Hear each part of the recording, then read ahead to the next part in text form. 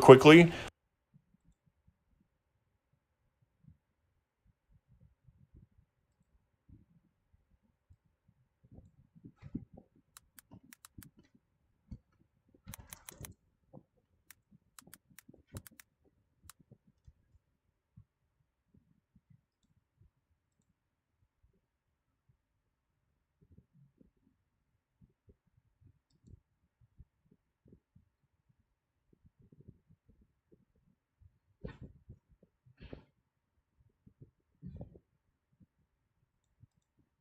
Yeah, it's good.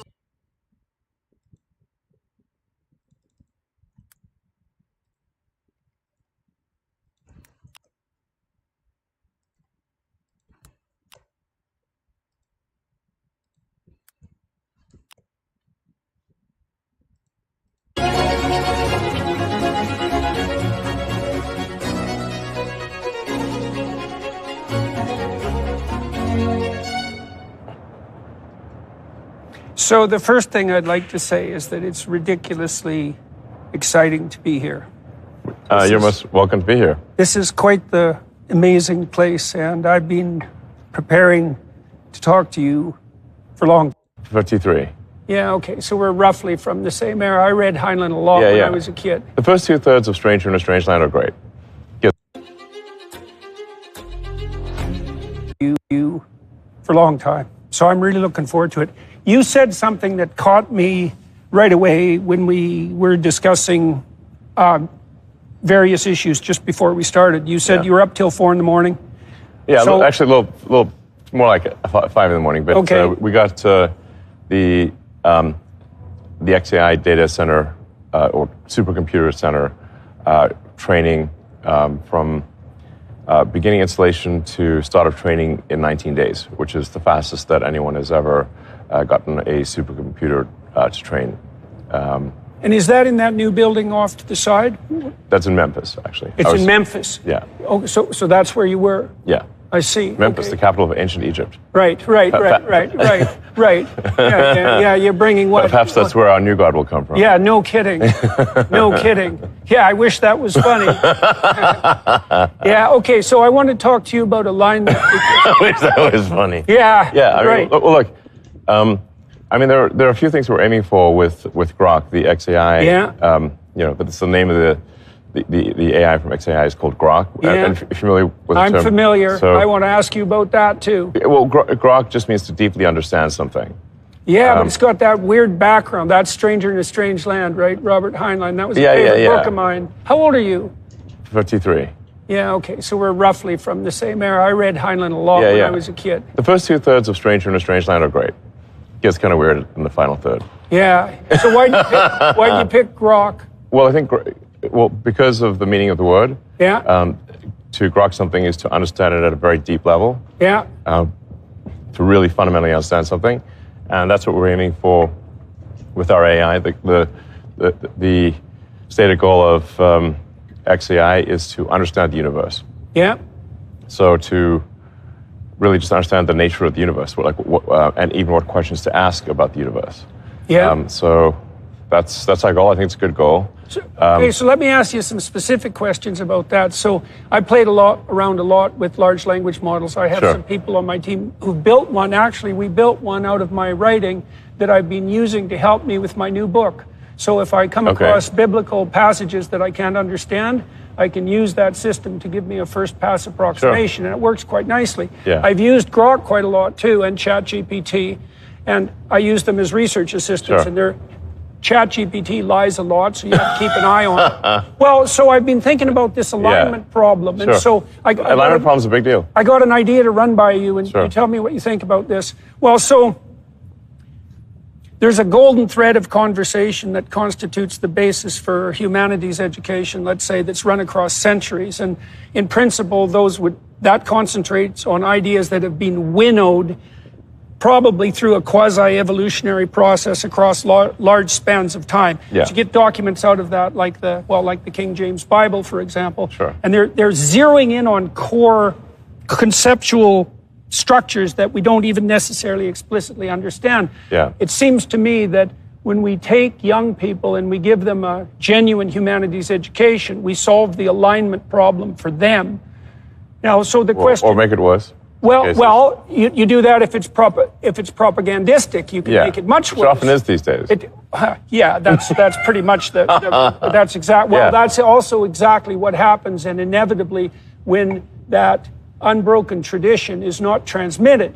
And so this strikes to something that's very essential, which is, well, what's the difference, let's say, or is there a difference between the Western canon, let's say, and the latest woke nonsense? Now, I've used Grok a lot, and it's not as woke as ChatGPT, but it's still woke. Like, it still deviates in the... So how are you... Can you address that by... It's just a language model at the moment, let's say. If it also understood images, if it also understood behavior... It actually does understand images at this point. Okay, and is the language model and the image understanding, are they stacked on top of each other? Because I think that's partly how we triangulate psychologically, right? We have an imagination and we have a verbal module, but those things have to work in sync. And we also have... It certainly is intended to work in sync. It is intended to be what's called a multimodal model, which means understanding text, images, and video, and audio. Okay, if it understands video, will it start to understand behavior? Yeah. All this data that you've collected with your cars, so I've been wondering, I know Tesla's a car company, but when I look at what you do, AI company. Yeah, well, exactly. As well. Yeah, well, maybe more. Like, those aren't cars, those are autonomous robots. Yeah, they're robots on four wheels. Autonomous robots on four wheels, They just look like a car. Right. They're disguised as a car in a sense. Disguised as a car, Yeah, okay. So what advantage do you have in training Grok, given that you have all this real-world data that you've gathered from your automobiles?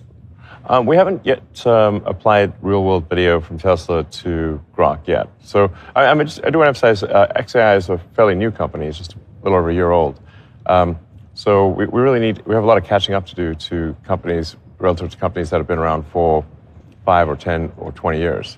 We're catching up fast. I think with the velocity of improvement of XAI is faster than any other company out there. We just completed we were just able to install and bring online a massive new training center that we, like as mentioned, we're building in Memphis, and it's from getting hardware installation to it beginning training was only 19 days, and that's the fastest by far that anyone's been able to do that. So we're moving quickly, but we're still catching up. And so if you use... Catching up to who? Well, catching up to, say, Gemini, ChatGPT, Claude, and the others. And how do you feel that Grok... We're catching up fast. How do you feel that Grok performs, say, in relationship to ChatGPT now? Well, so the Grok version that's been released is still based on Grok 1 version 1 training. We've made several improvements, so it's sort of called Grok 1.5. But the foundation model of Grok is still an order of magnitude weaker than ChatGPT. So it's doing quite well given that order of magnitude difference. And this new system, how powerful is it compared, let's say, to ChatGPT? Well, Grok 2 actually finished training. Now, Grok 2 was training with we call it roughly 15,000 GPUs, and they're H100. So Grok 2 finished training about a month ago. We're doing what's called fine-tuning, fixing bugs and whatnot. So we'll release Grok 2, which will be should be on par with or close to a GPT-4, and that's hopefully we release that next month. Then what we're doing in the Memphis data center is we're actually training Grok 3. So that'll probably finish training in about 3 or 4 months, and then there'll be some fine-tuning and bug fixing and whatnot. And we're hoping to release Grok 3 by December, and Grok 3 should be the most powerful AI in the world at that point. So my sense with ChatGPT, like I've worked with lots of undergraduates and graduate students, so my sense with ChatGPT is if you can corner it into behaving properly, that you kind of have something approximating a team of, I would say, master's degree level intelligence and something like that, what do you envision for this new, well, let's say the new Grok 3, and then you talked about delving deeper into the structure of the universe, let's say, to answer fundamental questions, like, and you are a remarkably forward-looking person, so what the hell do you think you're building with these AI systems? Like, what is this? Well, I think really what all the AI companies are aiming to build is digital superintelligence. Intelligence that's far smarter than any human. Yeah. And then ultimately an intelligence that is far smarter than all humans combined. Now one can say, like, is this a wise thing to do? Isn't this dangerous? Well, unfortunately, whether we think that or not, it is being done. Yeah. Really, from my standpoint, from the XAI team standpoint, we have the choice of being a spectator or a participant. Yeah, but that's life, man. Yeah, be a spectator or a participant. And I think if we're a participant, we've got a better chance, hopefully, of steering AI in a direction that is beneficial to humanity. So why do you trust yourself on that front? Just out of, that's an important question, right? I don't trust myself entirely. Good. Well, that's, yes, fair enough. Okay. Yeah. But you're in an ethical conundrum, right? Yes, there's an ethical conundrum. Right, because you said, well, this is happening. Now, the excuse that something is happening is not a rationale for participating in it, but then your next take is, well, we have the chance to do this properly, let's say, as maybe opposed better. to... Okay. Just pull it. I think from a moral standpoint, we really just need to think that maybe we've got a chance of it being better to some degree than what others are doing. And we'll strive to avoid some of the pitfalls or directions that the others are going in, because the others, from what I've seen, do not strive for truth. What do they strive for? They strive for, they strive to give an answer, but they are, I think, trained to be politically correct. And the woke mind virus is woven in throughout them. Yeah. I'm sure you've seen that. Yeah, definitely. Definitely. My students used to ask me because I've been teaching what I've been teaching for about 40 years, and one of the questions they used to ask me is how I knew that what I was teaching wasn't just another ideology, right? Because the postmodern take is, well, all it is a plethora of power games, and so there's no rank ordering approaches to the truth in terms of their ethical suitability, but that's not the game that you're playing. And right, and obviously would not agree with that philosophy. Why not? The sort of moral relativism. What's convinced you that that's not a useful way of approaching things? Well, I think you can look at a given belief system and critique it as being likely to enhance or decrease enlightenment. Will any given belief system improve our understanding of the universe? Will we learn more things? Will we achieve a deeper understanding of physics? And right, so that's grounded at least in part in a scientific framework, from the sounds of it. Well, I think there are facts about the world. Yes, right. There are things that are, let's say, extremely likely to be true versus less likely to be true. Yeah. I think if one thinks in terms of probabilities about any given sort of axiomatic statement, then that's the right way to think about it. Now, some things are, 99.99% to be true. You can run experiments, you can confirm them, and others perhaps have a low probability of truth, 1% likely to be true, or just using extremes here. But any given statement has, I think, should be thought of as having unless it's a tautology, it should be thought of as having a probability of being true or untrue. Or a probability of being relevant to an argument or not relevant to an argument. We're just talking about the basics of cogency here. Yeah. Well, okay. So let me put a twist on that too. So one of the things that really struck me about your public pronouncements in recent years was your insistence that we're in a natal crisis and that's actually a problem. Well, that's factually true. Well, it depends on whether you think that the planet would be better off if it was depopulated. Right? That's the Paul not an Ehrlich's extinctionist. line. Yeah. Yeah, Paul Ehrlich is a genocidal maniac, as far as I'm concerned. And I think he's a terrible human being. Yes, and he's never admitted that he was wrong. And he was unbelievably wrong. He made a famous bet. The bet. I hate Paul Ehrlich. I just want to be clear about that. I think he's terrible, and his books have done great damage to humanity. So fine. I talked to a philosopher a while back who was an antinatalist, trying to get my finger on that. There was a recent research article published on this too. Antinatalists are much more likely to show dark tetrad traits. Machiavellian, psychopathic, narcissistic, and sadistic, because those first three weren't enough, right? And so those things are tightly aligned, especially the best predictor was psychopathy for being an antinatalist. Sure. Right. Well, and the psychopaths are very, very, very self-centered, right? They're like overgrown 2-year-olds, overgrown, aggressive 2-year-olds. So that's not good. How did you start to understand that one of the fundamental ethical problems is different than a scientific problem? One of the fundamental ethical problems that's plaguing the West is this catastrophically low birth rate.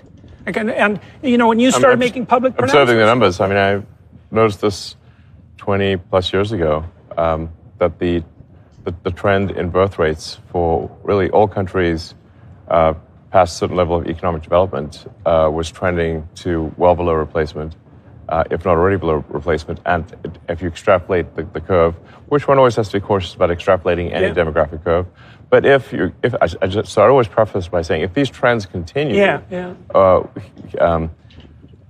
most countries will dwindle into insignificance. They might completely die out. So I've been thinking about that in relationship to sacred images. Okay. Okay, well, the sacred image of masculinity in the West is a crucifixion, but a man who's crucified. But the sacred image of a woman isn't a woman. The sacred image of a woman is a woman and an infant, right? It's a dyad and not a monad. Sure. Right. And in the Christian view, those two images, they vie for supremacy, right? I mean, obviously, Christ is the superordinate image, but Mary, as the mother of God, is the female equivalent. And so one of the things I've been playing with at an axiomatic level is the notion that unless the feminine is conceptualized as the combination of female and infant, then the culture has lost its attachment to the traditional sacred images and is probably on its way out. Yeah. I think there's an argument that when a culture loses its religion, that it starts to become antinatalist and decline in numbers and potentially disappear. So I've got a hypothesis about that. You tell me what you think about this. So I've been working this out in my next book, which is coming out in November. So it's an analysis of biblical stories. And in a way, it's an attempt to solve the alignment problem. Okay, so imagine this. Imagine that there's a unity of moral purpose that is conceptualized in the traditional writings as what should be put in the highest place. So it's God, and in the final analysis, it's ineffable. But it is a fundamental unification, monotheism. Okay, now, here's a hypothesis. When that collapses, two things arise to replace it. Okay, one is the striving for power, and the other is the untrammeled, what would you call it? The untrammeled dominion of hedonism, and especially on the sexual gratification side.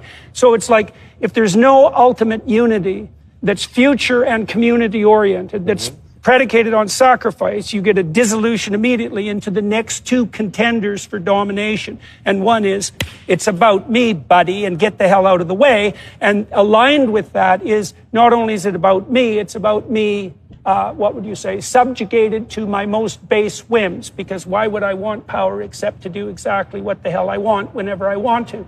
And so part of the problem with the idea of people like Dawkins, so Dawkins and the atheists presume that... I've had many conversations with Dawkins over the years. You have, eh? Oh, yeah. Oh, we're going to do a podcast together, which I'm very looking forward to. Yeah. But I'm very curious about this issue, because his idea, and it's kind of an Enlightenment idea, is that we dispensed with the idiot superstition of the past, then everyone would become, Baconian rationalists. And that seemed... Unfortunately not. No, well, what seems to me to happen much more likely is that power and hedonism rise to take the place of what was holy, so to speak. You know, and Nietzsche warned about that when he proclaimed the death of God to begin with. He thought nihilism would also enter the realm, right? Sure. Nihilism, power, and hedonism as the triumvirate of replacement gods. And so I've been trying to puzzle out in this new book the way the biblical corpus is conceptualizing what's properly placed in the highest place. And it does. That's part of the reason I was asking you about the natalist issue, because you figured out 20 years ago, that's a long time before anybody had been talking about longer. this. Yeah. But and then you also did publicly proclaim it at a time when the moral insistence was all on the side of, you know, Jane Goodall's pronouncements that if we don't reduce the population of the planet dramatically, that the nature goddess is going to be upset, which is also a very, very old idea, not a very good one. So I'm very curious about your intuition there. Like, that's a long time ago. And so how did you cotton on to the fact that that antagonistic attitude towards birth that's embedded in our culture now was something that should be called out and that was pathological? Well, I mean, I should perhaps go back to what is the foundation of my philosophy, because that I think helps build up, you know, to explain my actions. When I was, I don't know, about 11 or 12 years old, I had somewhat of an existential crisis because there just didn't seem to be any meaning in the world, like no meaning to life. Mm-hmm. And so I actually tried to read all the religious texts. At that age? Yes. Okay. So I was a voracious reader as a kid. So I, you know, obviously read the Bible. I read the Quran, the Torah, you know, the various, a bit on the Hindu side. Just trying to understand all these things. And obviously, as a 12-year-old, you're not really going to understand these things super well. But I've just you understood it well enough to have an existential crisis when you were 11 or 12. Yeah, I'm just trying to figure that's out, a start. Does anyone have an answer that makes sense? And then I started getting into the philosophy books, and I read quite a bit of Schopenhauer and Nietzsche, and which is quite depressing to read as a kid. Yeah, you might say that. That's depressing as an adult, but and none of them really seemed to have, to me, answers that resonated, at least to me. But then I read Douglas Adams' Hitchhiker's Guide to the Galaxy, which is really a book on philosophy disguised as humor. Mm-hmm. And the point that Adams tries to make there is that we don't actually know all the answers, obviously. Yeah. In fact, we don't even know what the right questions are to ask. That's where he has, you know, this. If you've read the book, Earth is actually a giant computer to understand the answer to the question, what is the meaning of life? Yeah. And comes up with the answer 42. Yeah. And people are like, what does that mean? It says, oh, you didn't understand the thing that's going to take a computer far more powerful than Earth is to understand what question to ask. Yeah, right. That's simply the wrong question. So was that the key realization that the question? Yeah, I would say that was a fundamental turning point. Yeah. Yeah, because that's it. So that's very interesting, because one of the things that you see constantly portrayed in redemptive hero myths across the world is that the adventure is the thing and that the search is the thing, rather than there being a final answer, as absurd as 42 might be, right? There's no that the conclusive answer is something like deep engagement in the process. So I'll give you an example of that. So in the Sermon on the Mount's a very detailed set of instructions. Yeah. So there's 3 parts to it. The first is aim at the highest thing that you can possibly conceive of and keep modifying that so your aim gets better. Okay, so that's number 1. Number 2 is make the presumption that other people have the same intrinsic value as you do. Well, we have to be careful about that one. Okay, well, let's discuss that. But it's what would you say? It's a recognition of the universalist value of everyone who's made in the image of God. It's something like that. But the third thing is, once you do those two things, you can concentrate on the moment. See, and that seems to be, even technically, you can think about this neuropsychologically. So if you're looking for meaning, meaning is a form of incentive reward. And incentive reward is dopaminergically mediated. And incentive reward occurs in relationship to advancement towards a goal, which is a form of entropy minimization, as it turns out, according to Carl Friston, who knows this sort of thing. Entropy is the ultimate boss battle. Yeah, right. Well, negative emotion signifies the emergence of entropy, and positive emotion on the dopaminergic side signals its reduction. But there's something that's more complex there, because the higher the goal that you're trying to attain, the more intrinsic value each step towards it comprises, and that's neuropsychologically accurate. And so part of the wisdom of the Sermon on the Mount is that if you posit the highest imaginable goal, then any step towards it that captures your attention is also deeply meaningful. And so that's an answer to what the meaning is of process, rather than, say, something like 42. And you said, it seems to me that you were intimating that your discovery through atoms, that the question was the thing, was key to the resolution of your existential crisis. That's correct. Okay, so that's part of the reason that you're motivated to, say, build Grok 3 and look deeper. To understand. Yeah. To understand the universe. Okay, so how old were you when you figured out that the question... 13 or something. What did that do to you? What did that do to you? Well, I was a lot happier after that. Because now it's like, okay, well, I'm just going to accept that we are ignorant of a great many things. Yeah. And we wish to be less ignorant. And anything we can do that will improve our understanding of the universe and make us less ignorant and have a deeper understanding of the universe, and even what questions to ask about the answer that is the universe, which is, I think, Adam's central point, is good.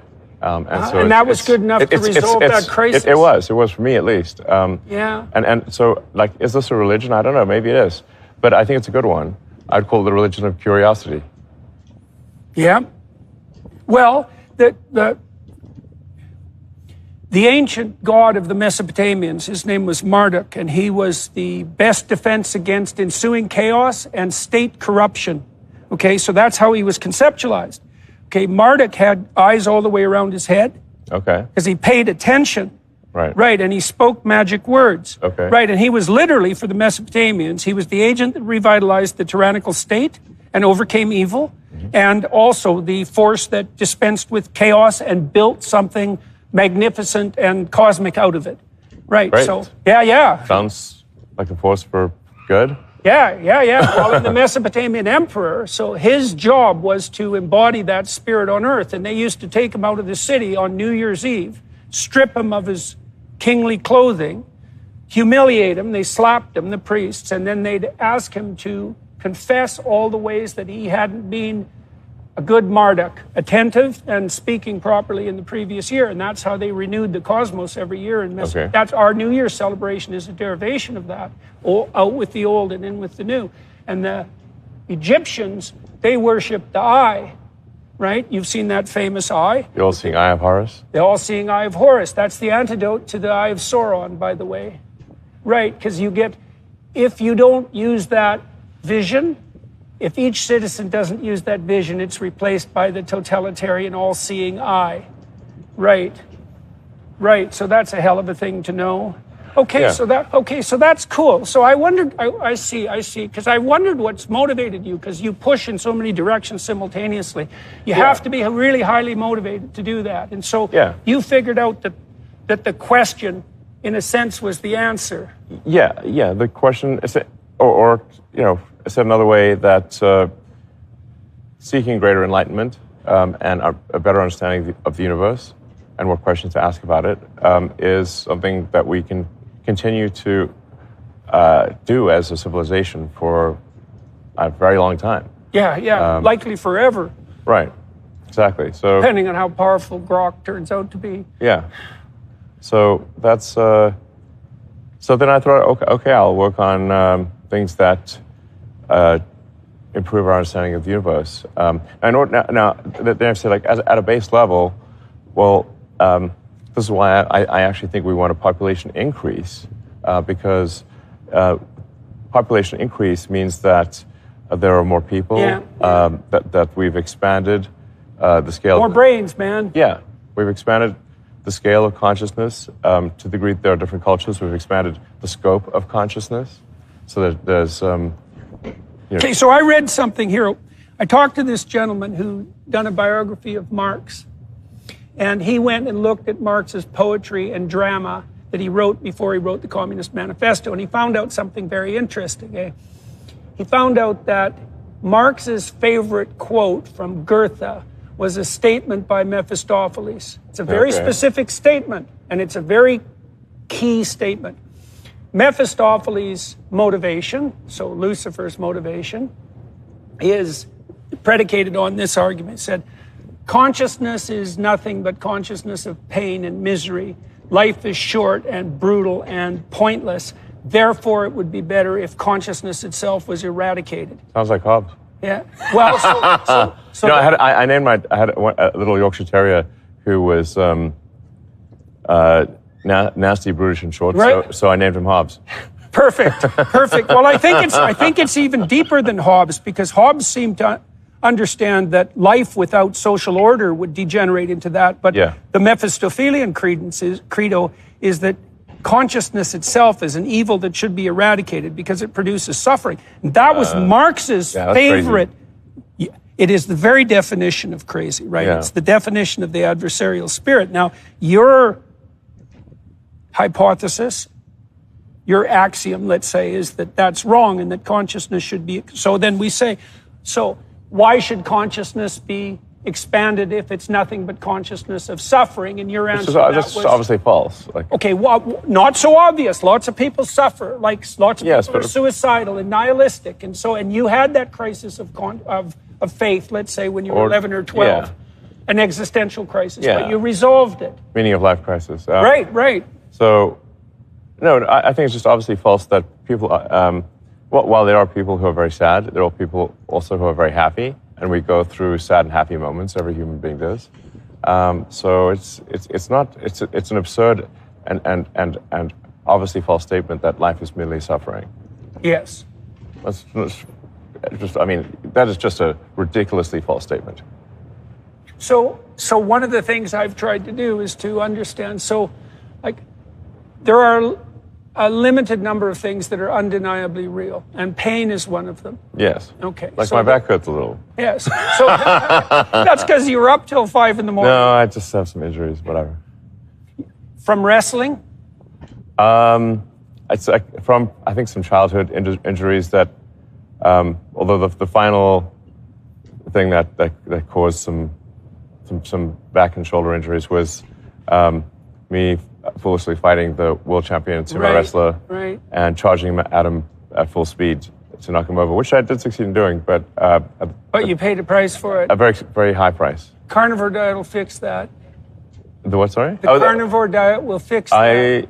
Look, I like meat. I'm pro meat. I don't think a carnivore diet is going to fix this particular issue. I think my wife had an injury of 40 years, and it resolved in 2 years on a carnivore diet. If you just eat steak or something? Yeah. All beef. Sure. I'm a pro.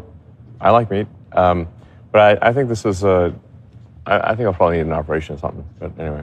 I'd try the carnivore diet first. Sure. Anyways, that did happen to her. Okay. She couldn't lift her left arm above here. It took 40 years, and in 2 years it resolved. Okay. Yeah, so that was something to see.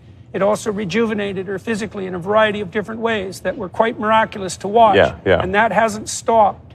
So that's a weird thing, and I would have never believed it if I hadn't seen this because it's so preposterous. Sure. Anyways, okay. I'm not going to proselytize about the carnivore diets. Yeah. So, okay, so that, now, let's go back to AI if you don't mind. So you were involved in the project that Sam Altman runs now, OpenAI? I was one of the principal co-founders of OpenAI. In fact, I named it. Yeah. So what the hell happened? It was my idea. What happened? Well, I started off. The origins of OpenAI are that I was very close with Larry Page, who's one of my best friends, and In fact, I'd stay at his house because I'd spend half the week in the Bay Area running Tesla and half in LA running SpaceX. And for the longest time, I never even had a house in the Bay Area. I would just stay at friends' places. If they had a spare room, I'd stay there. If they didn't, I'd sleep on the couch. And I found it actually to be I think it's very funny that you stayed on the couch. I think that's very funny. Yeah. I don't stay on the couch that often, but it was. But I didn't have a house for more than a decade, so I would just rotate through friends' places, which is a great way to catch up with friends. Yeah, right, right. And so I would have these conversations with Larry Page long into the night about AI safety, and I just grew increasingly concerned that Larry was not sufficiently concerned about AI safety. And at one point, he did call me a speciesist. Yes, you are one. Yes. Mm-hmm. Yes, that's, I guess, correctly labeled. Yes. And it's kind of like he fully admits there were other people around when he did that, and nor does he attempt to deny it. That I'm a speciesist in favor of humans instead of as machines. Lice compared to lice, for example. Well, no, more like relative to digital intelligence. Oh, yeah, that's even worse. His view is that digital intelligence should be, that I mean, Larry's view is, if I'm not misspeaking, is that ultimately we will all upload our minds to the computer and everyone will just be robots. Yeah. And for a while, there's not much difference between that and the death of humanity. Well, yeah, I think that's... Because whatever we'd be then, it wouldn't be what we are now. Right. And that, and if we pay a price for what we are now, and that's the price of our intrinsic limitations, and that is a difficult, bitter, let's say, pill to swallow. But I also think, so I've thought recently, how do you know that something's real? So death makes things real. Death makes things real. Sure. And so if you eradicate death, it seems to me that on some fundamental level, you also eradicate reality itself. So, yeah, and I haven't figured out the connection there is an important, death does play an important role, because I think you really could evolve humans to live much longer, or most creatures live much longer, but there's, over time, evolution, I do believe in evolution, has found that it's better for organisms to have a finite life, and that death brings renewal, essentially. Mm-hmm. And I think we do need to be cautious about trying to solve longevity in sort of a live forever type sense, because I think our society, our culture would ossify, and the people in power would always remain in power. Well, and you wouldn't, if you had, let's say, you apprehended a 10,000-year span of consciousness with no sleep. Yeah. I don't know what the hell you'd be if that was who you were, but you wouldn't be human. Sure.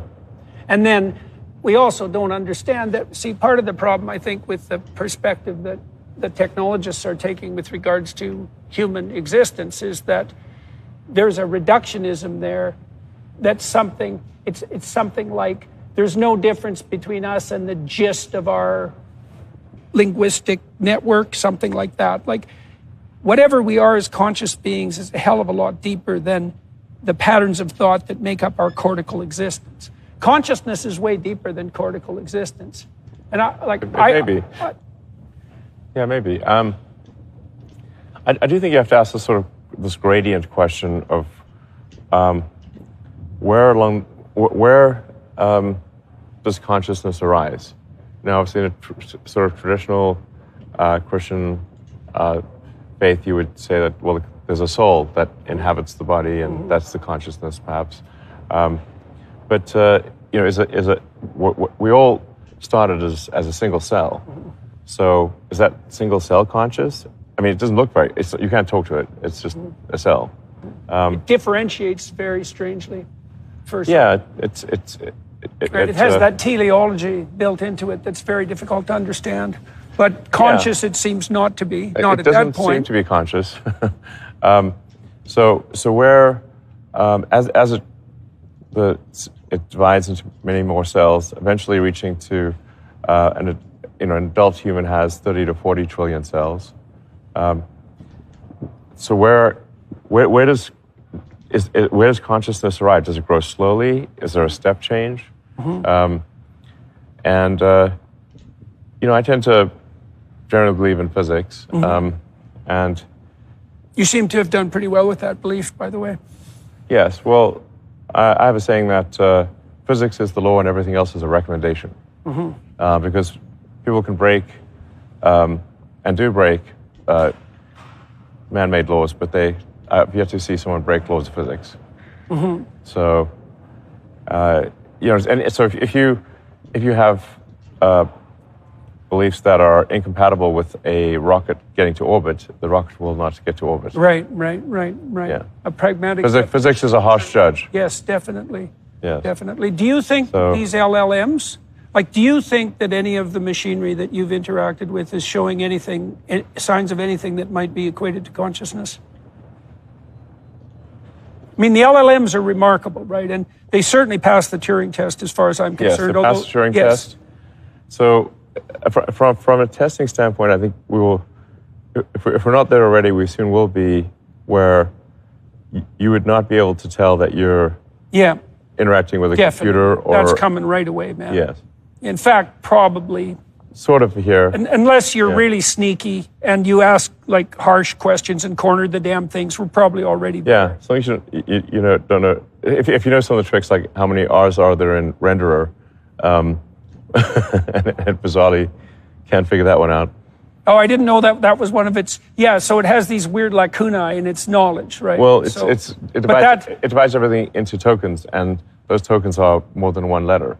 And so it actually, weirdly, it's myopic with respect to single letters. Right, I see. So it's got a resolution problem. Yeah. Now you can get around with this with like weird tricks, like if you ask it to write a computer program to count the number of letters in a word, it can create that computer program, run it, and then get the number of letters correct. Right. Anyway, but so back to consciousness. So on the question of consciousness, I always think where along the lines, is everything conscious or is nothing conscious? Potentially. And I think you want to just, when you're trying to understand something, consider the various possible answers and think that there's a probability associated with each one of these answers, as opposed to a certainty. Now, if physics is correct, the universe started off with consisting almost entirely of hydrogen, a little bit of helium, and some lithium, and that coalesced into stars that exploded. When it coalesced in stars, you had the formation of heavier elements, and then those stars got scattered and then reformed and made new stars. So we eventually got elements that are higher in the periodic table besides the very basic ones. It's the physics equivalent of Jacob's ladder, I think. Yeah, so this is what physics predicts. This strange spiral upward towards towards consciousness? Well, yeah. So, but the point is that the universe, at least according to physics, started out essentially as hydrogen. And given enough time, you had more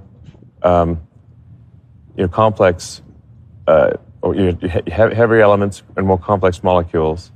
And then 13.8 billion years later, at least on this planet, we have what we call consciousness in the form, Yeah. But that means consciousness had to arise. It's implicit, at least. From hydrogen. Yeah. Well, see.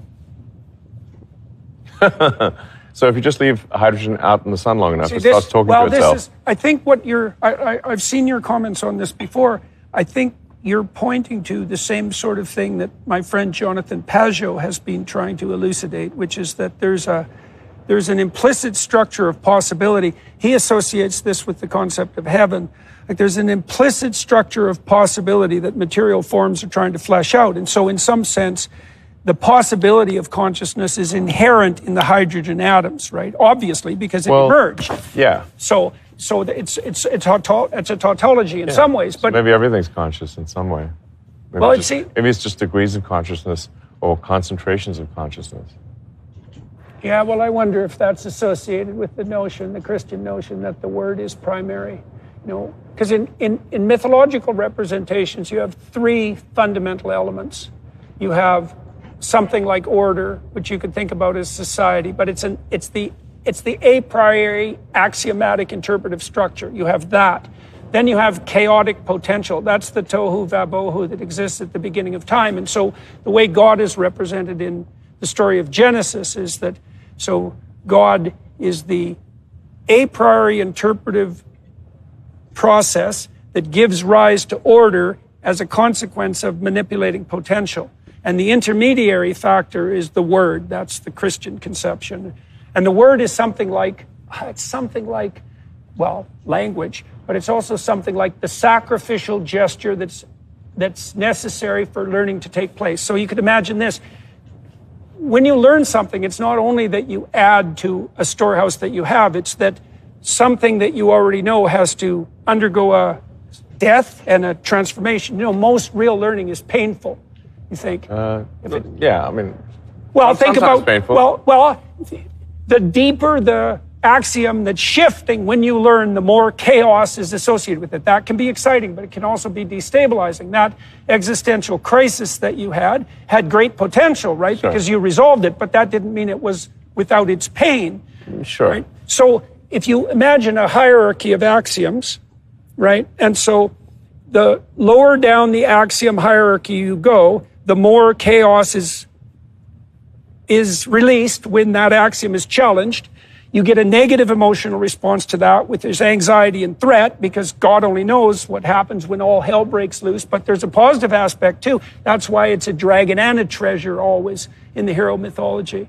It's because when all hell breaks loose, there's immense opportunity. And that's part of the meaning. Now, I think you capitalize on that treasure, let's say, on the treasure portion of that chaos by assuming something like your own ignorance, by allowing your initial preconceptions to die, and by tracking the trail of deep and insistent questioning. So now your questioning took the place, if I got it right, you basically took the scientific tack, hey? Is that right? Because you're... Yeah, well, I'm trying to understand the truth of the universe. Physics is essentially study of the truth of the universe, at least those things that are predictable. So when I resolved my existential crisis, which happened about the same time yours did, I didn't study science precisely. I wasn't as interested in the transformations of the material world. So I'm probably more people-oriented than thing-oriented temperamentally. So I started to study evil. Right? Okay. So that was my delving into the depths, because I wanted to crack that. I wanted to understand if it not so much even whether it existed, because I became convinced of that very quickly, but what exactly that had to do with me. Because when I was reading history, I read it as a perpetrator and not as a victim or a hero. I mean, I try to read history to discern the facts of what humans did. So... That also has shaped the way that you act, though. Probably, sure. I've read a lot of history. And I try to understand the rise and fall of civilizations. And what do you think makes them fall? Well, one of the things is a decreasing birth rate, which seems to be a natural consequence of prosperity. Yeah, isn't that strange, eh? Because you'd kind of predict the opposite, wouldn't you? As far as I know, every civilization that has experienced prosperity has had a decline in population. There may be a few exceptions. Perhaps people can enlighten me. I'll look at the comments on this interview to see perhaps what I can learn. But it seems that from what I've read, almost every civilization, when they become prosperous, their birth rate drops. You think that's a consequence of the emergence of something like a non-punished hedonistic egocentrism? Like, well, obviously, you mean there's certainly many examples of civilizations that become prosperous. There is generally a trend towards hedonism.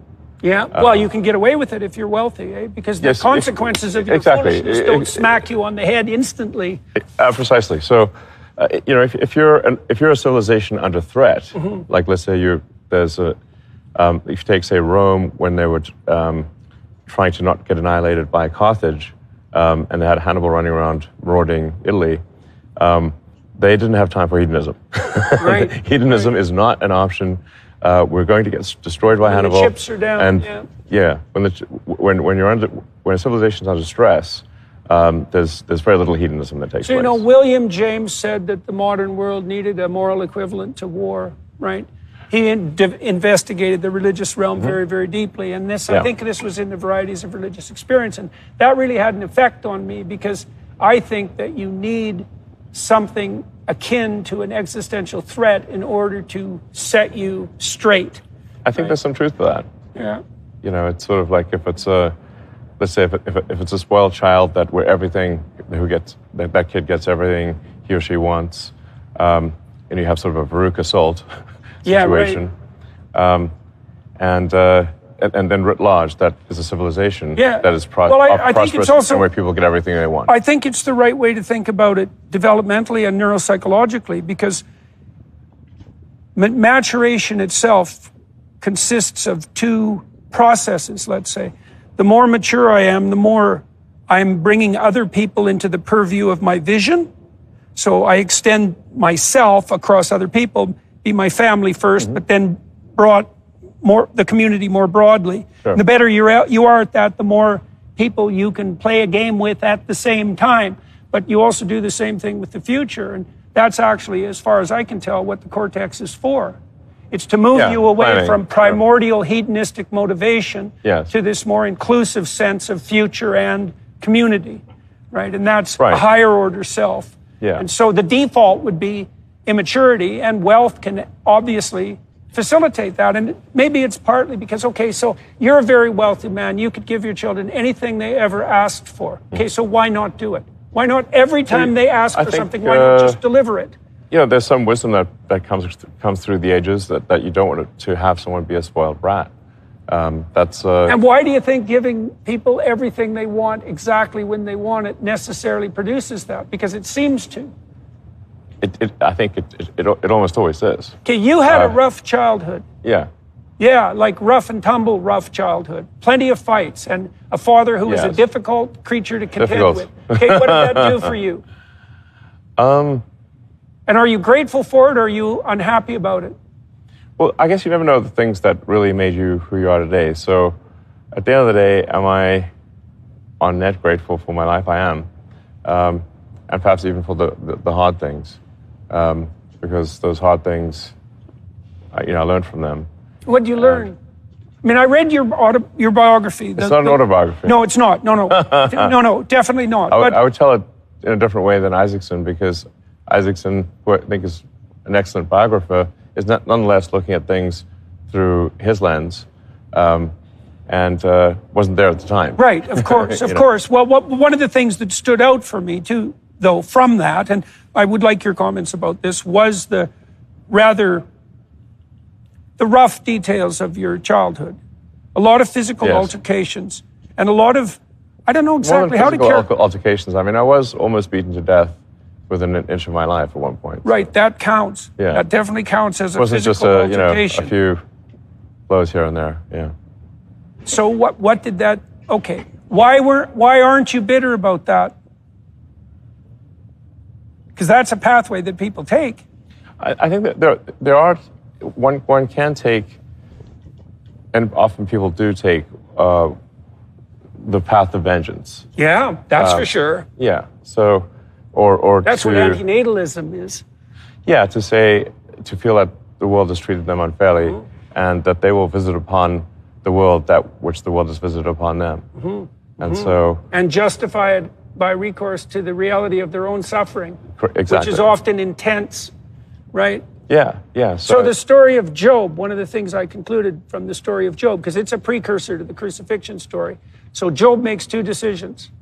The first decision is that no matter how terrible things become for him, he will not lose faith in himself. Mm-hmm. And the second is no matter what horrors are visited on him by Satan himself, he will not lose faith in the, what would you say, in the spirit that gave rise to the cosmic order.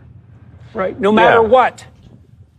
Well, so, while I'm not a particularly religious person, I do believe that the teachings of Jesus are good and wise. And that there's tremendous wisdom in turn the other cheek. And for a while there, when I was young, I thought, well, that's really a weak thing to do. Yeah, it can be. If someone and with respect to bullies at school, I think you shouldn't turn the other cheek. You should punch them on the nose, and then thereafter make peace with them. But they need to stop bullying you, and a punch in the nose will stop that. And then thereafter, make peace. So sometimes that punch on the nose is the first step in making peace with bullies. Yes, it may, change their career from being a bully to perhaps they shouldn't be doing such things. I think there's anyway. So why not bitterness? This notion of forgiveness is important. I think it's essential because if you don't forgive, then as I forget who said it, but an eye for an eye makes everyone blind. Mm-hmm. If you're going to seek vengeance and you have this never-ending cycle of vengeance. Mm-hmm. There are anthropological speculations that we were caught in a 350,000-year cycle of not getting anywhere after modern human beings emerged precisely because of that. Because we couldn't get out of accelerating tit-for-tat revenge cycles. Right? Yeah, so I'm actually a big believer in the principles of Christianity. I think they're very good. So in what sense, then, are you not religious? Well, so Dawkins just came out 3 weeks ago or thereabouts and announced that he was a cultural Christian, right? And so the question... Right, I would say I'm probably a cultural Christian. Okay, so... I was brought up as an Anglican and I was baptized. And although, oddly enough, my parents also simultaneously sent me to a Jewish nursery school, preschool. So it was Jesus our Lord. Well, the Jews have a reputation for being religious too, Yeah, no, I might have been the only non-Jewish kid at the school. I didn't even realize that was the thing. But I was just singing Hava Nagila one day and Jesus our Lord the next, Mm-hmm. So that is my upbringing. So when Dawkins announced he was a cultural Christian, the question that came to my mind right away was, okay, there's a bunch of things going on there. The first is Dawkins' proclamation or admission that if you compared different societies and their axiomatic suppositions, he would prefer the ones predicated on Christian axiomatic assumptions. I do think those are good ones. Okay, so that's why I asked you the question about why you would consider yourself not a religious person, because it seems to me that the essence of it isn't the statement that you abide by a particular Protestant creed, let's say. It seems to me much more akin to the notion that you believe that this set of axiomatic presuppositions is like the pronatalist presumption. It's correct, like it's not correct. It's going to lead to a better society, a society I think that we would prefer to be. If you say what will result in the greatest happiness for humanity, considering not just the present, but all future humans? Happiness or meaning? Well... Which would you pick? Personally, I'd pick meaning, because for me, meaning leads to happiness, but I think that's... Right, but the reverse isn't necessarily the case. Yeah, let's just say, if you... I could say contentment or something. But I think if a set of principles is likely to lead to a society thinking of themselves as happy or content, or well, okay, then you want to then principles that lead to the most amount of happiness over time. Yeah, not just the present. Yeah. That iteration element's important. Yeah. Because you have to consider the happiness of future humans as well. I think that's where the ethos actually develops, is that it's a consequence of iterated games. Right now, but the contentment issue I have a harder time with. So, reward divides into two categories. There's satiation reward and there's dopamine incentive reward, and they're not the same. Sure. And it looks to me, given what you've already told me about the way that you resolved your existential crisis, is that you consistently pick that's adventure reward fundamentally over contentment. Now, you like your kids and you're content with them, I presume, when you're playing, but the way that you found meaning in your life is not through contentment, it's through adventure. That seems to me to be the case. Well, it's not adventure for the sake purely of adventure. I do like adventure. Right. But, for example, a lot of people find happiness and contentment with adventure, like climbing tall mountains, or hiking along trails, going, exploring the wilderness and that kind of thing. I've never really found it compelling to, say, climb Mount Everest. You're doing it conceptually. Conceptually and from a knowledge standpoint. Knowledge Mount Everest. Right, so it's adventure. It's adventure with a destination in mind, right? And you already described the destination. It's the destination is deep understanding. Yes, to deepen our understanding of the nature of the universe. I think this is. I mean, one I guess could call it a religion. I wouldn't be upset about that. But that is my religion. For lack of a better way to describe it, is really it's the religion of curiosity, the religion of greater enlightenment, and then if you follow that, so like that's the goal, then what falls out of that goal? What falls out of that goal is to have consciousness expand in scale and scope. I use scale and scope to say that we want more consciousness, and I think it's also good to have varied consciousness. So that everyone's not thinking exactly the same thing. That's those multiple eyes, eh? Yeah. So I think it's probably good to have multiple religions and have different perspectives on things. And so what falls out of that is we need to take a set of actions that increase the probability that the future will be good for humanity, and that and we want to expand consciousess. We want to. I think we should increase the population of Earth, not decrease it. And I think that will not result in. The Hungarians have been successful in that regard, by the way. They've made family policy planning their fundamental concern. And that was very wise. That was driven in part by a woman named Katalin Novak, who used to be president of Hungary. She's a very, very smart person. And they've knocked the abortion rate in Hungary down by 38% with no compulsion. Right? They have a 12-week limit in Hungary. Yeah, they've increased the proportion of women in the labor force by about 15%. Okay. They've knocked the divorce rate down substantially, and at minimum, they've decreased the decline in the birth rate. I don't know if they've actually managed to tilt it back up in Hungary yet, but they spend about 7% of their GDP on family policy. Right. And this ARC enterprise we've been building in London made family policy a center point. We're trying to bring classic conservatives and liberals together all around the world. And, your thinking on the natalist front has actually been, what would you say, has been an input into that. Because I started to notice, well, I don't know, I don't think it was 20 years ago that I'd caught on to that. It was not that long ago. But I knew that there was something terribly wrong with the fact that the birth rates have plummeted so terribly. In South Korea and Japan, I think in South Korea now it's something like 40% of men in their 30s are virginal. It's some cataclysmic the virgin, collapse. not virgin thing is, neither here nor there. But the fact that I believe the birth rate in South Korea is 0.9, I think. Right, which I think it even maybe gone down to 0.8 last year or something.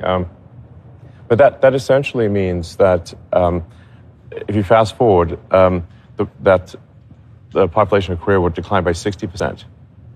Right. Necessarily. If you have a steady, and that assumes... over what time span? In fact, if that... well, Koreans are long-lived, so you won't see the numbers. It won't be as obvious at first. You'll just see that there's a very disproportionate number of old people. Right. Because they live a long time.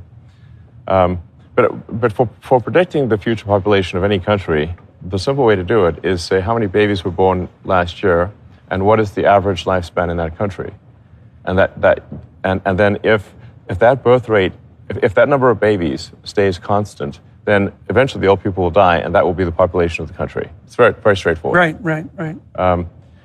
So if you look at, say, Japan, which I think had on the order of 800,000 births last year, and then you multiply that by the lifespan, which is around 84, 85 years, you get to a population that's in the sort of 60 to 70 million range, which is a massive decrease from where it is today. Right. Over 100 million. Yeah, well, it seems to me the combination of that lack of engagement on the relationship side plus the plummeting birth rate, it seems to me to be a primary biological marker of profound demoralization. Because people aren't committing to the future or to each other. Yes, I mean having a kid is a vote for the future. So if you intend to have a child like that, that means you care about the future. Yeah. You believe in the future. You believe in the future. Having a child, assuming it's intentional, is it's the most optimistic thing that somebody could do. So one of the things I derived from this analysis I've been doing of the Old Testament is that faith and courage. I'll give you an example. So when Moses is on the verge of the Promised Land, he sends scouts out to check out Canaan, because that's the Promised Land. Now, Canaan is the home of the descendants of Cain. So it's a very specific place mythologically. It's the place of people who aren't aiming up, put it that way. All right. Okay, so the scouts go out to look at the future, and they come back in two teams. And one team says, there's nothing but giants there. It's a complete bloody catastrophe. You led us out into the desert stupidly. We were better off in the tyranny. There's no way we're going to survive, right? And the next scouts, or the other set of scouts, Caleb and Joshua, come back and say, well, there's trouble there, but if we aim up and we get our act together, we can turn this into the Promised Land. Okay? It's at that point that God condemns Moses to die, and Aaron, who's the political wing, and the earth opens up and swallows up the faithless scouts. And it's the people who are led by Caleb and Joshua, who has the same name as Christ, by the way, and that's relevant. They're the ones that are led into the Promised Land. Okay, so what's the meaning of the story? Well, the future's always a challenge. And the moral thing to do is to evince faith and courage in the future, regardless. In some ways, it's a weird thing because it's kind of regardless of the data. Because you can say, well, look at all the suffering that constitutes life, and look at all the potential horrors of the future. And certainly people do hesitate about bringing a child into a world like this. I hear that often, Yeah. Well, and it's weird because if you had to bring a child into the world and you had to pick a time, you'd probably pick this one. Yes. And so, obviously, everybody who had a child, at least by choice in the past, did that in spite of the catastrophe of the future. But, sorry, it's a long-winded way of making a point. There's an ethical requirement that's associated with living in the manner that would justify your life even to yourself, to have faith and courage in the future, no matter what. Sure. Right? So it's not a foolishness or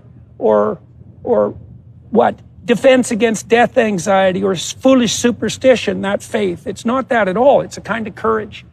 It's like, we're going to make this work. Yeah. We're going to make this work. And a child is a vote in that direction. A child is a vote for the future. Yeah. Sure. Yeah. How many kids do you have now? I have 12. 12? Yeah. So you're definitely doing your part. Yeah. What do you like about kids? What do you like about your kids? I mean, there's an older batch and a younger batch. Okay. So there's quite a big difference. Little X, who's over there, he's the eldest of the youngest. He's 4. And my older boys are 20 and 17, turning 18 shortly. So big gap. So what did you like about having kids? Well, I think kids are delightful. Why? What's delightful about them? Because they get a bad rap, man. So what did you find delightful about them? I mean, I think we are. I mean, most people, vast majority of people are going to love their kids, and it's like so that's a little loved one. Yeah, that's a good deal. And they also want to love you. They do. Kids, if you give them the chance. They do. They're the only people you'll ever meet in your life who want nothing more than to have the best possible relationship they could have with anyone with you. That's a good deal. It's a good deal. And I think there's, like frankly, if we weren't biologically inclined to love our children and to want to nurture them and to find reward, we would long ago have ceased to exist. Mm-hmm. I mean, you can take, say,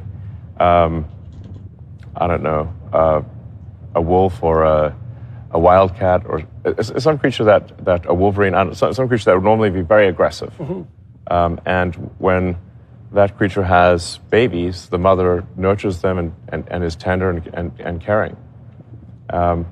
So,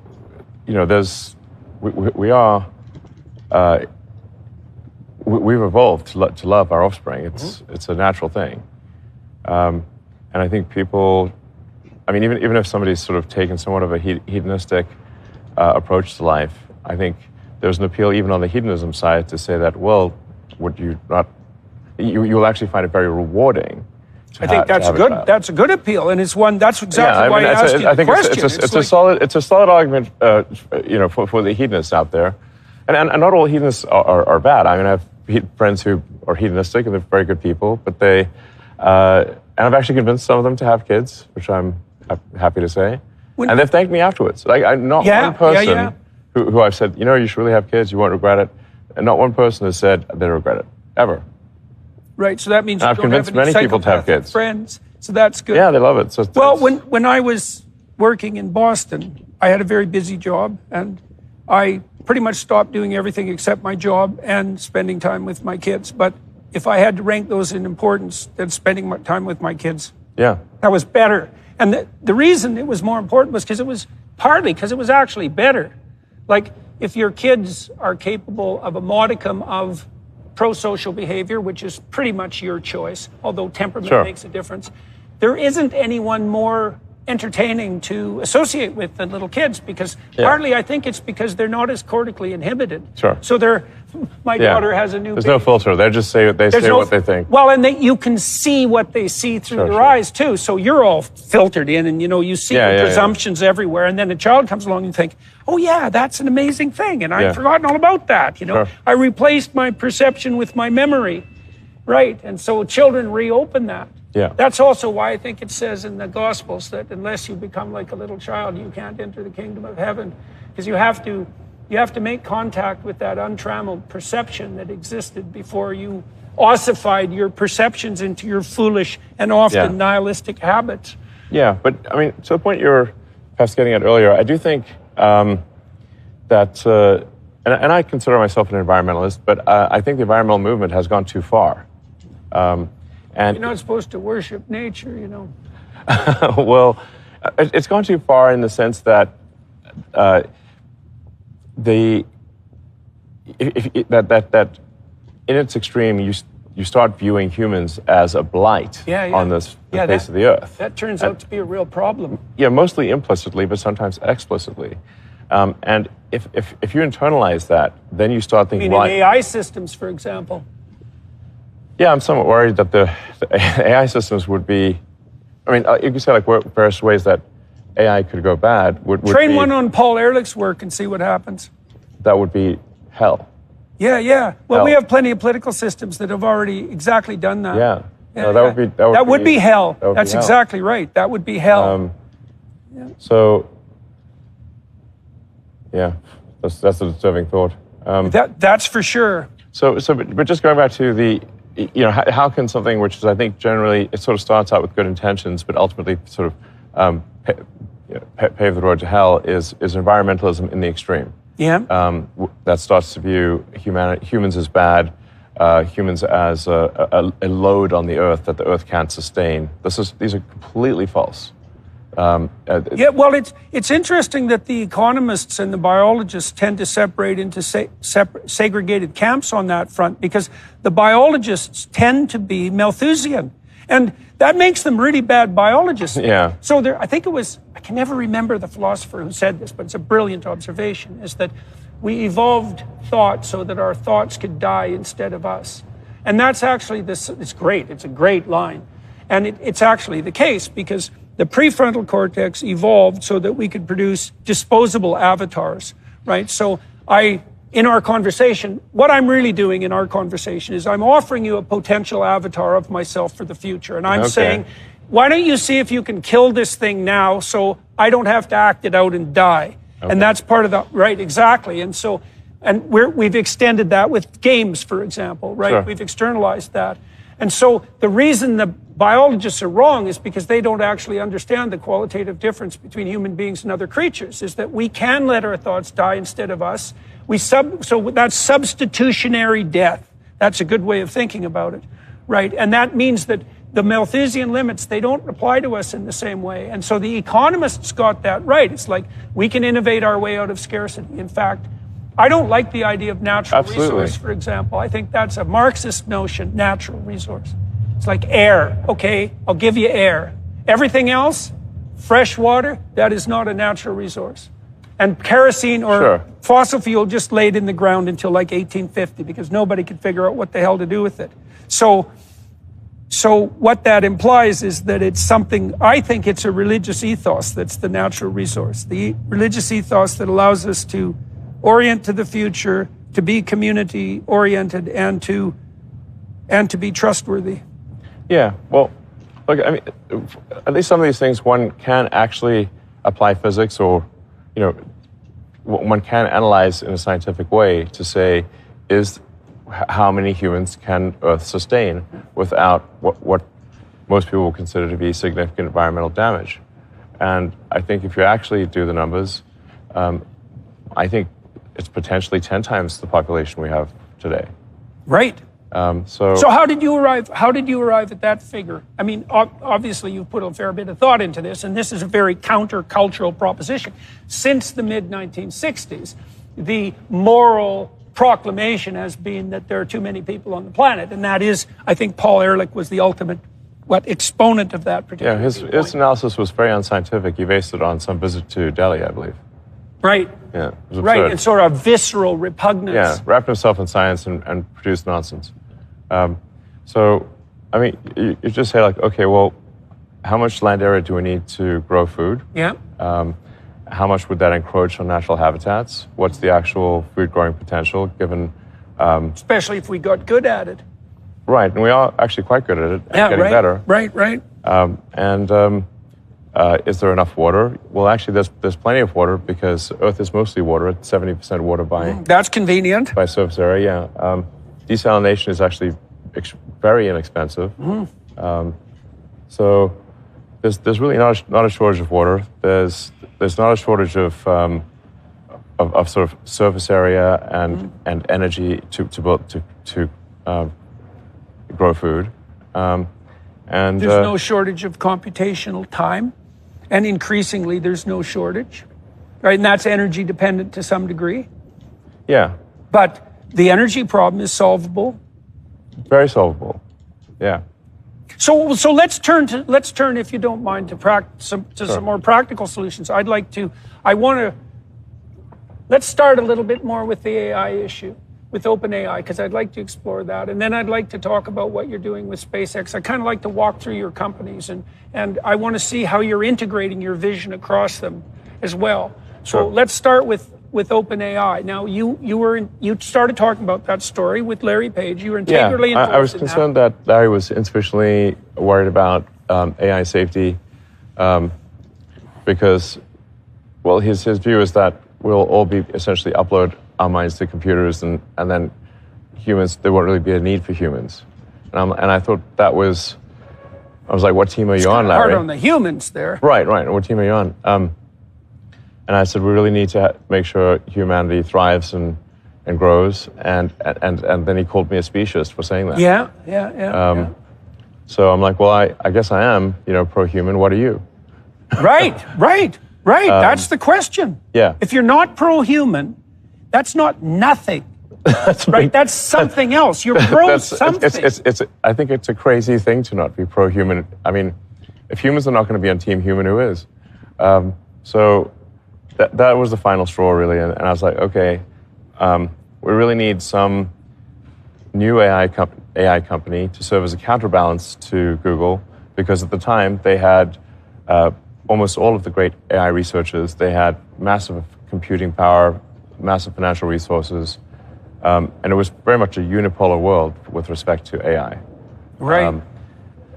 And a unipolar world controlled by Larry Page and who had, I thought, somewhat misanthropic views about humans, or at least certainly insufficiently concerned about what might happen to the humans.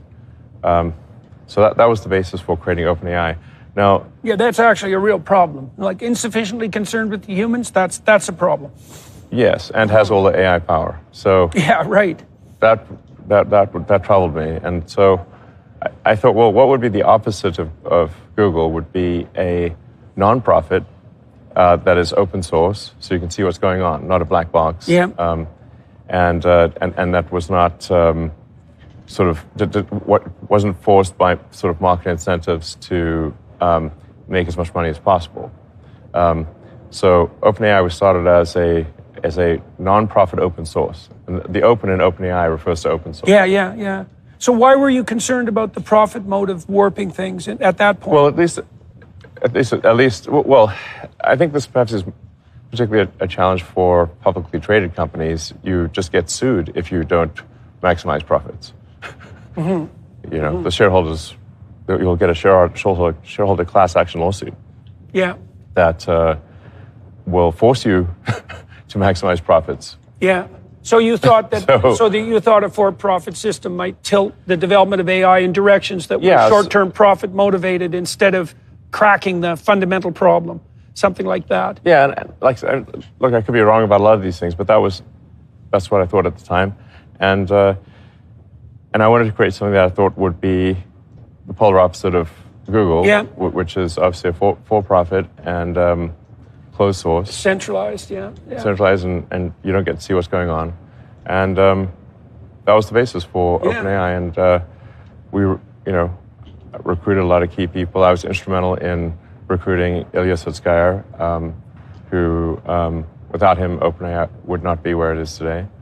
Elias? Yeah, Ilya Sutskever. Ilya. Uh-huh. Maybe a good pretty famous guy in AI. Uh-huh. And Ilya's also the guy that I thought at OpenAI who had the strongest moral compass. Uh-huh. Cared the most about doing the right thing. So it was troubling to see him get ousted from OpenAI.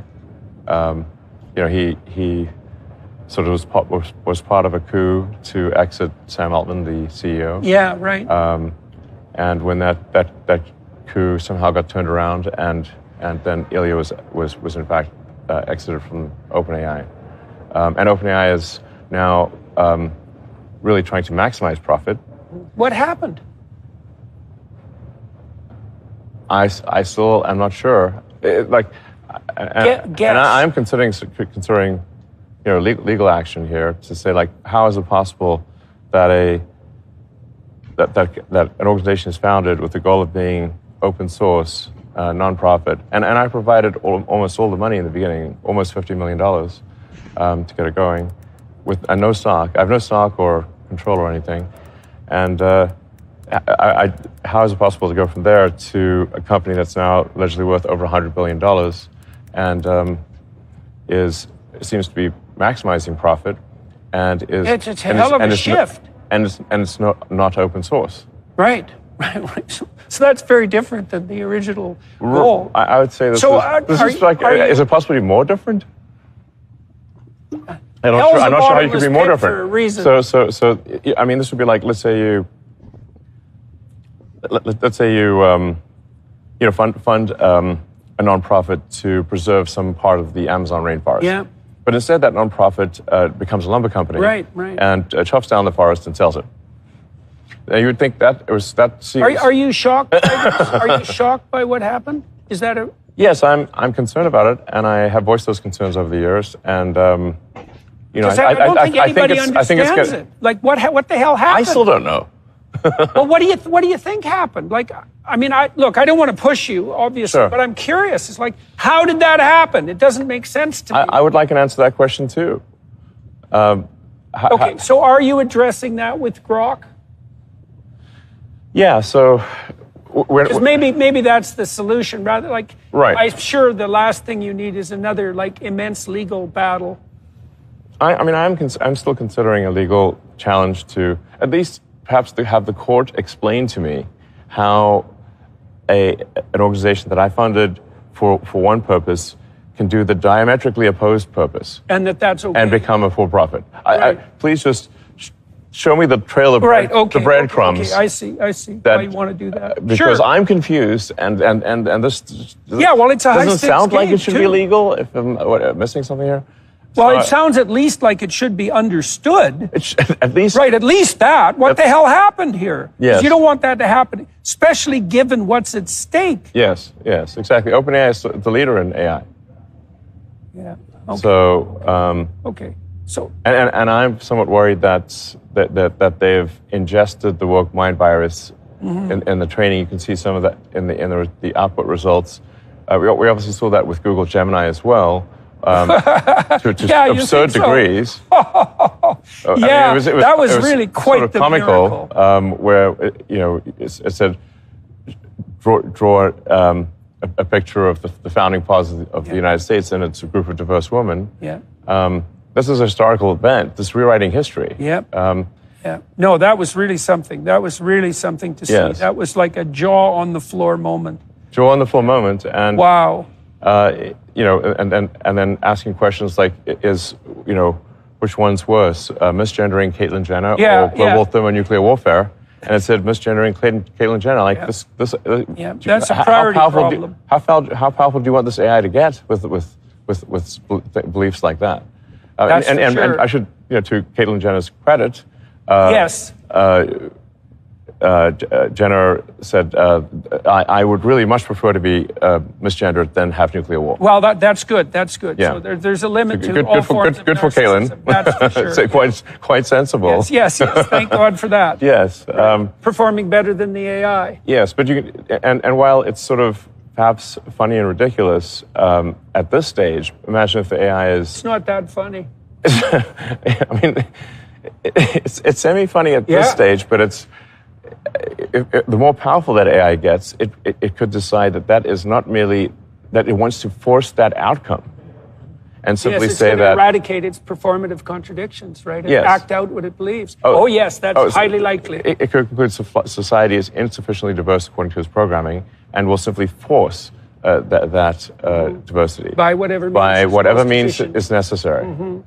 Okay, so That's good. That's good on the AI side for now. Like, I don't think you and I would make it in that scenario. No, I don't think so. I don't think so. Yeah. So how about we talk about Trump for a minute?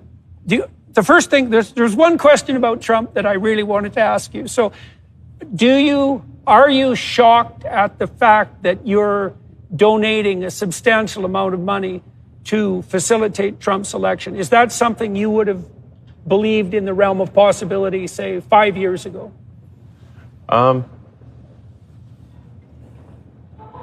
Well, and I want to diversify out into California. What's been reported in the media is simply not true. Okay. I'm not donating $45 million a month to Trump. Right. Now, what I have done is I have created a PAC or super PAC, whatever you want to call it, which is, I simply call it the America PAC. Do you want to tell everybody who's listening what a PAC is? Because people don't know. It's a political action committee. Yeah. It's an organization. It's sort of a legal entity that can receive funding. That funding can then be used to help with political campaigns. Yeah. Okay.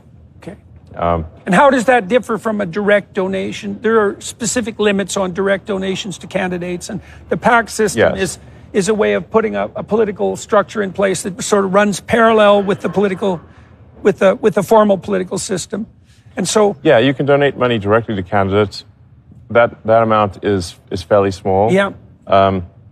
Then and you can donate a lot more money to a political action committee or a super PAC. There are various rules that govern the operation of PACs and super PACs, but it certainly allows for a lot more money in the system than would otherwise be possible. Right. And these are used, to be clear, on the Democrat and Republican side. Yes. I actually think that... Right, so it's an open playing field on the PAC side. Yes. Yeah. What are you hoping to accomplish with this, and what's the PAC called? It's called the America PAC. America PAC. Okay. Yeah, well, that's easy to remember. It's very easy to remember. Yeah. And it's not meant to be sort of a hyper-partisan PAC. It's actually the core principles of this America PAC are, the intent is to promote the principles that made America great in the first place. So I wouldn't say that I'm, for example, MAGA, or Make America Great Again. I think America is great. I'm more MAG, Make America Greater.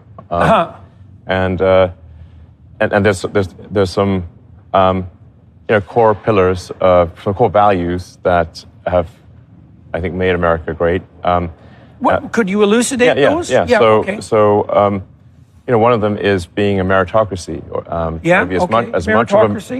As much of a meritocracy as possible, such that you get ahead as a function of your hard work and your skill, and nothing else. Yeah. Which is why I would be opposed to, for example, things like DEI.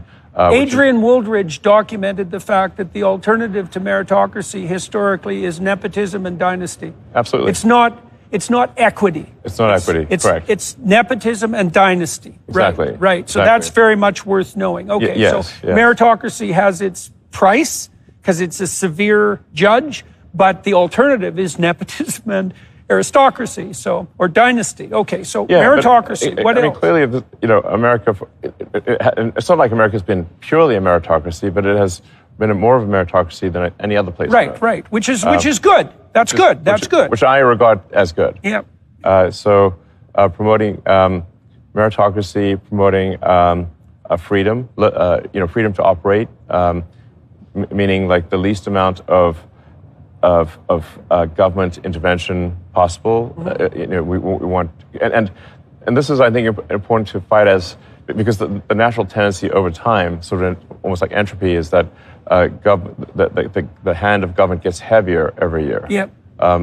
The laws and regulations accumulate every year, and these laws and regulations are immortal. Right. So, that's the evil uncle of the king. A very, very old story. Very old story. The Egyptians were wrestling with that problem 4,000 years ago, right? Yeah, so you have to have you have to really take an active role in reducing the number of laws and regulations. Otherwise, as more and more laws and regulations are passed, eventually everything becomes illegal. Right. And you start getting into these Orwellian situations where... then everyone's poor and miserable. Well, where action A is illegal and action B is illegal, and there isn't anything you can do that is legal. Right.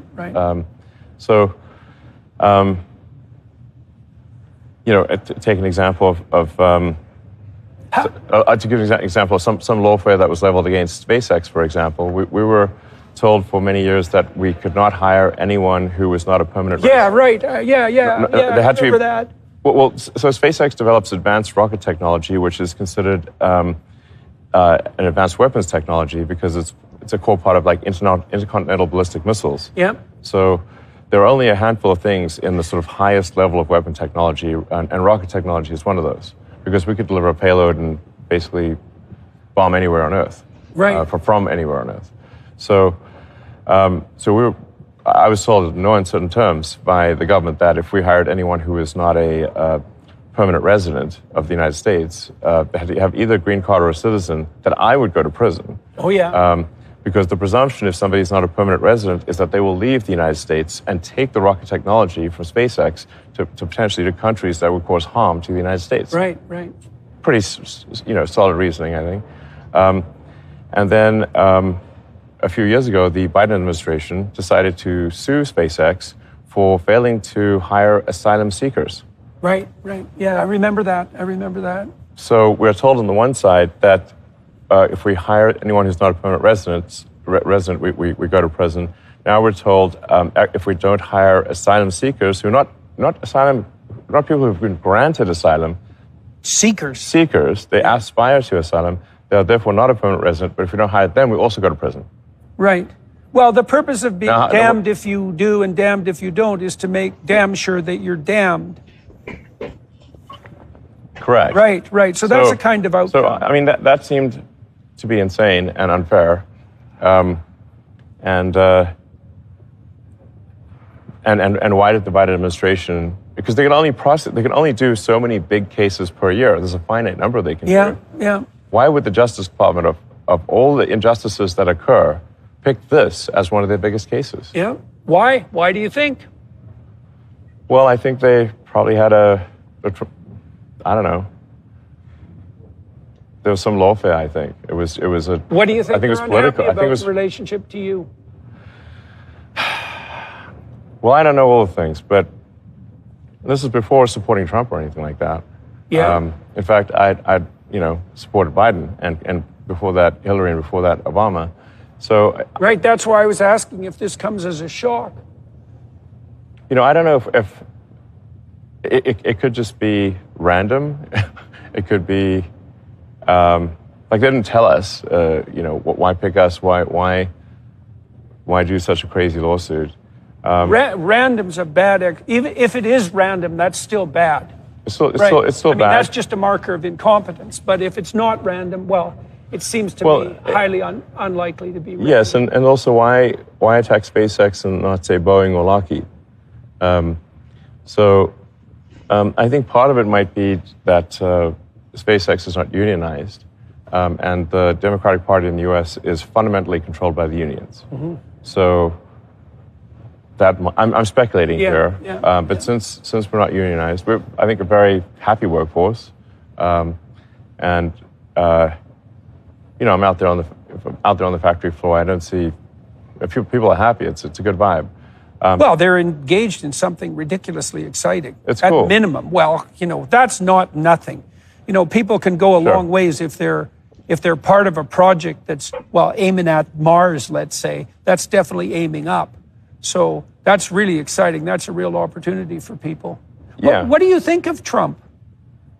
Well, I'm not going to. I don't sort of subscribe to cults of personality. Yeah. So for me, it's really just we've got a choice of administrations, and we have to pick one. Yeah. I think both. There are flaws on both sides. What do you think his flaws are? And he's a complicated person, and I've been trying to suss him out and figure him out, because some of the things that look like flaws might be advantages in disguise. Like, he seems to me to be pretty good at standing up to psychopathic bullies, for example. Sure. And that's kind of a useful skill, and it's not easy. You have to be a bit of a monster to manage that.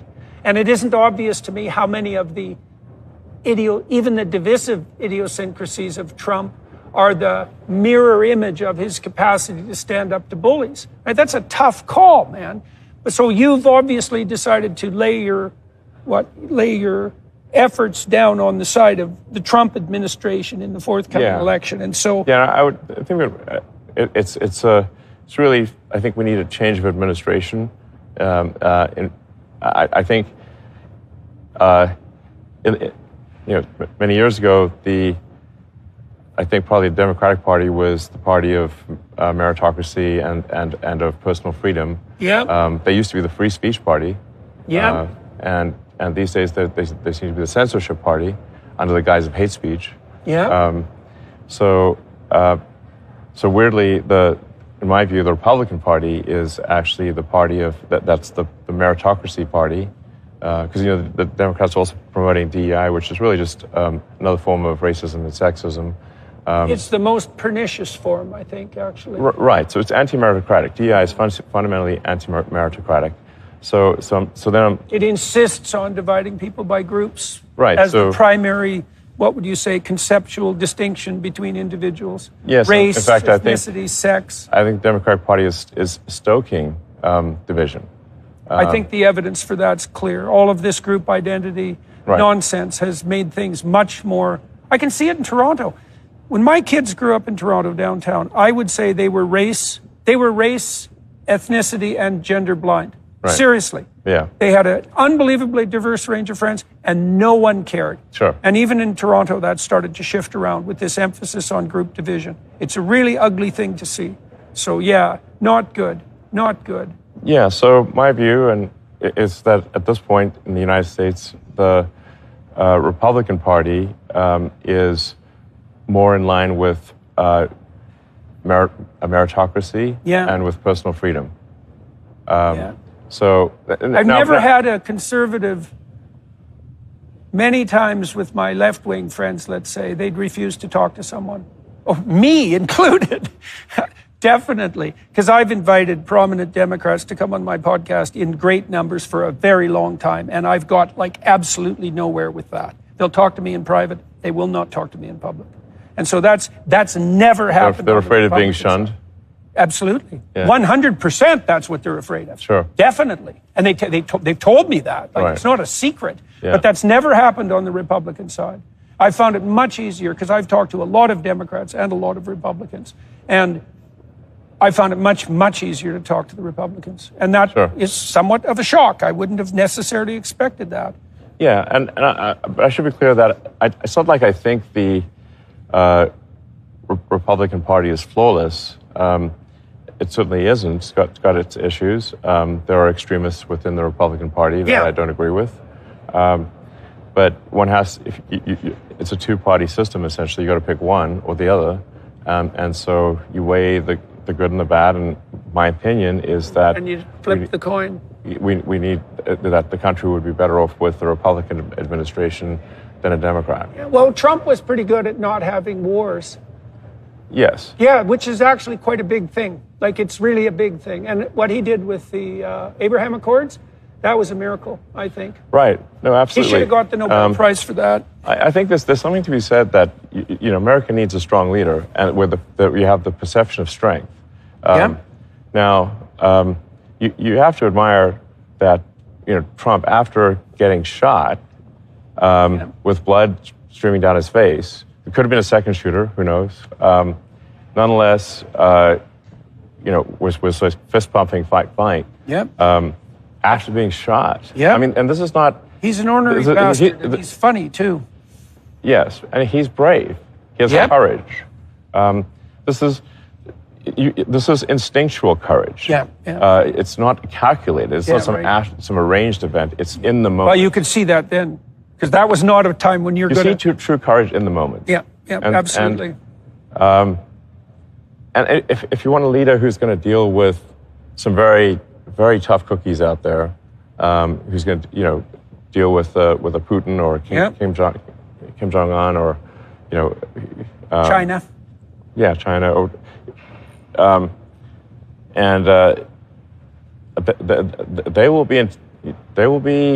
they'll think twice about messing with Trump. Yeah. They'll think twice. Okay. And poor Biden can't make it up the stairs, and obviously he's stepped out of the race.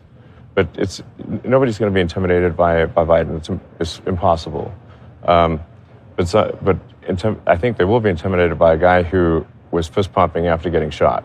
Well, we saw that, I think, in his administration. Yeah. Because peace did reign, and that was quite. Well, that's a bit of empirical evidence. Can I ask you a little bit about one of the things that you've been relatively vocal about, and I understand that there's a personal connection to this as well. So I am, for what it's worth, I'm particularly unhappy with what my colleagues in the psychological field have done with regards to gender-affirming care. Right. I think they are a pack of contemptible cowards. Yes. And I think that everyone who's been involved in this in relationship to minors should go to prison. I agree. Okay. Why do you agree? What's your oar in the water in this particular? This is the worst medical and psychological malpractice I've ever seen anywhere, including what I've done what I've studied in reference to historical atrocity. Eugenics, what do you call those, prefrontal lobotomy, even the sorts of things that were going on in Nazi Germany. At least the bloody Nazis knew it was wrong and tried to hide it. Yes. So, okay, so what's your, why are you engaged in this particular battle? I mean, you said you're going to move a couple of your company headquarters out of California because of the last legislative move that Gavin Newsom pulled with regards to the trans issue. So yes, I mean, to be clear, there were many things leading up to that point. Yes. I was clear, like, look, it's not that it's the one straw; it's just the final straw. Yeah. Okay. So it's a cumulative issue. Fair enough. It's a cumulative issue. Right. So it's not dramatic grandstanding. It's no, and moreover, I've had conversations with Gavin Newsom before where I said, if you pass legislation like this, if you sign legislation like this, that in my view puts children in danger, I will move my companies out of California. And he knew that ahead of time. Okay, and so you've talked to him directly about this. What the hell is he doing? Like, I cannot understand. I really cannot understand. I mean, the Democrats... He's pandering to the far left. Why did the Democrat moderates constantly pander to the far left? I worked with the Democrats in California for 5 years trying to get them to separate themselves from the far left. They wouldn't admit that they existed even, and they certainly would never separate them. They wouldn't admit, for example, that Antifa even existed. Sure. You know, and well, so they're burning down buildings. There's this unbelievable blind spot with regards to the far left radicals, and the moderate Democrats are, I think, they're useful idiots fundamentally. So yeah, well, I mean, going back to the so-called gender-affirming care, which is a terrible euphemism. That's for sure. It's really a child sterilization, is what it should be. No, there's mutilation too. Mutilation. Right. Yeah, well, we want to make sure that amalgam is. Sure, fair enough. Yeah. It's child mutilation and sterilization. Yeah. Under the guise of gender-affirming care and compassion. Right. I can't. It's evil. Literally can't imagine evil. anything worse than that. Yes, it's evil. I mean, you're taking kids who are obviously often far below the age of consent. Yep. Confused, miserable. Yes. The reality is that almost every child goes through some kind of identity crisis. It's part of puberty. Exactly. It's just part of growing up. It's very possible for adults to manipulate children who are having a natural identity crisis into believing that they are the wrong gender. Yeah. Absolutely. And that they need to be the other gender, or they need to be a boy, or boy needs to be a girl, and that will solve all their problems. And that will solve their problems, and then they give them sterilizing drugs, which are called also a misnomer, puberty blocker. These are sterilization drugs, so they can never have children again. Yeah. They can have double mastectomies, the mutilation. They have their forearms stripped to build non-functioning penises. Yeah. It's macabre. I mean, we have an age of consent for a reason. That the reason you can't get, say, tattoos below age 18, or drink or drive. There are ages at which you can do things, because if we allow children to take permanent actions when they're 10, 12, 14 years old, they will do things that they subsequently greatly regret. Yes, I've interviewed a couple of people who've done exactly that, and it's damn painful. So, I think doing. Why are you willing to make this an issue? Do you think? I mean, well, it's sort of like the nameless issue. It happened to one of my older boys, where I was essentially tricked into signing documents for one of my older boys, Xavier. This was before I had really any understanding of what was going on, and we had COVID going on, and so there was a lot of confusion. And I was told, Xavier might commit suicide if he did. That was a lie right from the outset. No reliable clinician ever believed that. There was never any evidence for that. And also, if there's a higher suicide rate, the reason is because of the underlying depression and anxiety and not because of the gender dysphoria. And every goddamn clinician knows that too. And they're too cowardly to come out and say it. Right? And so and then we end up in exactly, when I saw that lie start to propagate, it just made the hair on the back of my neck stand up. It's like, I see. So you're telling parents that unless they agree to this radical transformation that their children are going to die, and you think that's moral, and you think that's true. That is so pathological that it's almost incomprehensible. I can't imagine anything worse. I can't imagine a therapist doing anything worse than that, or sitting by idly and remaining silent while his colleagues are doing it. It's pathetic. It's incredibly evil, and I agree with you that people that have been promoting this should go to prison. It won't stop till that happens. Yeah. It'll just go underground. Puberty blockers are being accessed online by kids all the time through non-medical channels. So, yeah, right. It's not going to stop. Yeah. Okay, so I see. So that's so I was tricked into doing this, it wasn't explained to me that puberty blockers are actually just sterilization drugs.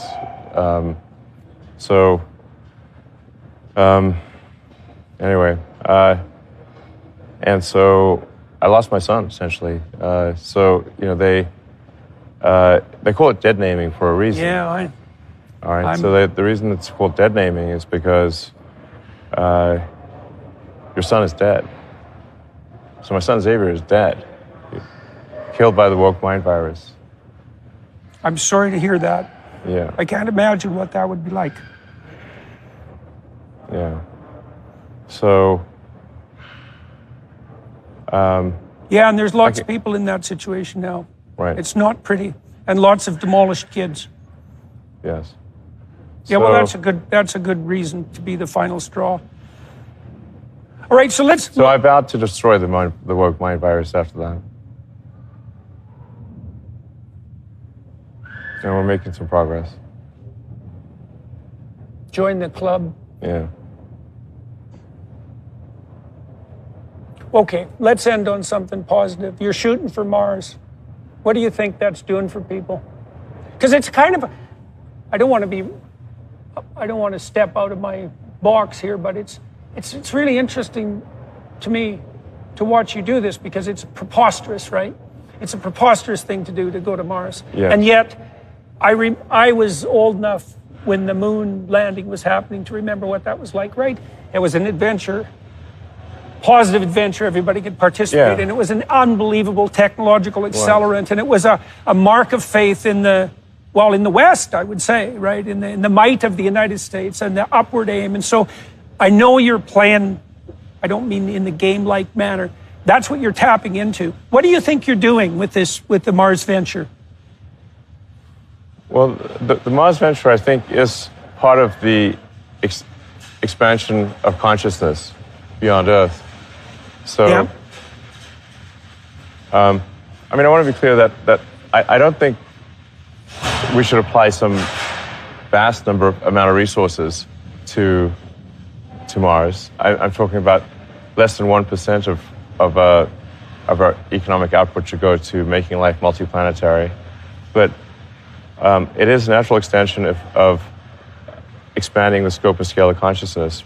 So I think we want to do everything we can to make sure that Earth is going to be great for a long time, as long as possible, but also allocate a small amount of resources, like I said, less than 1% of our economy, to extending life beyond Earth, and ultimately to other star systems.